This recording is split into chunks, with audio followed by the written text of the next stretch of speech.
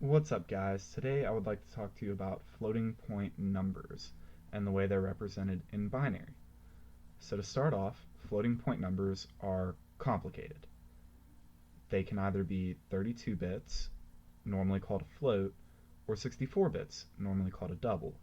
And for the purposes of this video, we're going to be talking about floats, 32-bit precision floating point numbers.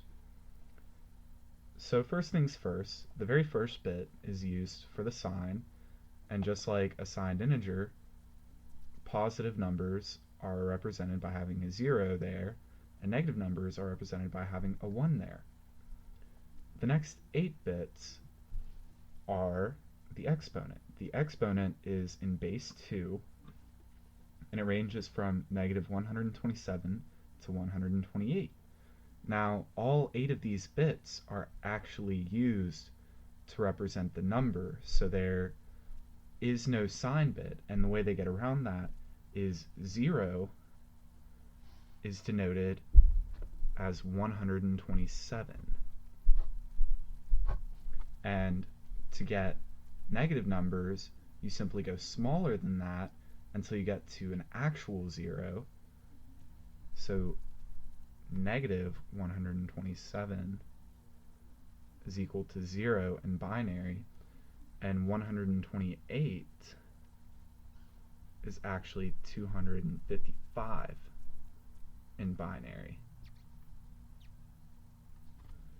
So it's kind of odd, kind of counterintuitive, but it works very well for the purposes of denoting the exponent in a float, especially considering that we have a limited number of bits to work with. So the remaining 23 bits are what's known as the mantissa, or the significand. Now this is where your number is actually being stored, and it's kind of odd because there's an implicit 1 at the beginning of the mantissa, giving us 24 bits of precision instead of 23. This is because unless your number is actually 0, then there will always be a 1 there. So using that fact, which only exists in binary, we can have an extra bit even though there isn't actually space for it. So it's a very interesting little trick that gives us an extra, literally an extra bit of precision. So the effective decimal range of a floating point is a pretty good amount of number. It is plus or minus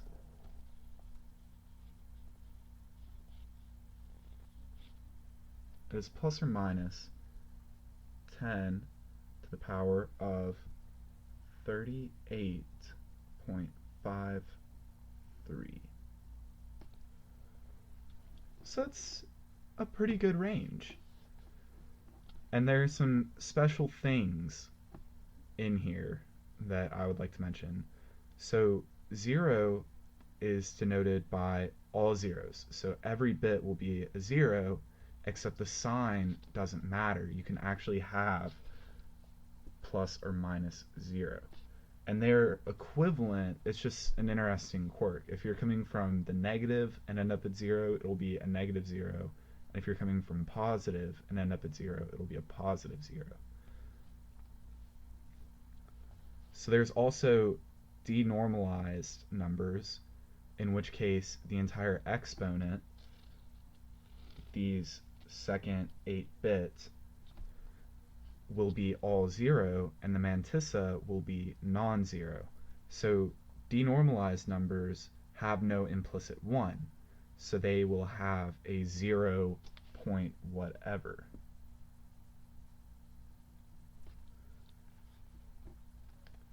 And then there's positive and negative infinity, which is an all ones exponent and a 0 mantissa.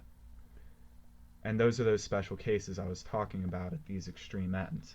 So this will give you positive infinity right here. Unless the sign is negative, then it will give you negative infinity. And this is the special case for denormalized numbers.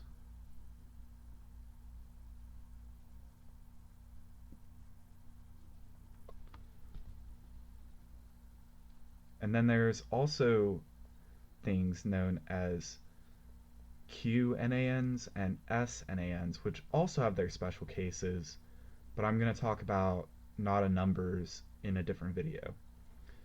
There are also some special operations you can do using floating point numbers. Any number n divided by positive or negative infinity will give you 0. Any infinity times any infinity will give you an infinity of the appropriate sign, so positive infinity times negative infinity will give you negative infinity, and pretty much anything else involving infinities will give you positive infinity.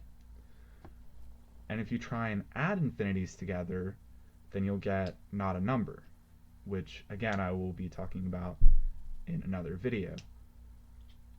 So floating points are strange, and I've tried to cover them as briefly as I could, but if y'all have any questions, please leave them in the comments, and I'll try to address them in my next video, which will be Floating Points Part 2. And I hope you guys are having a wonderful evening, if it is evening while you're watching this, and if not, have a lovely day.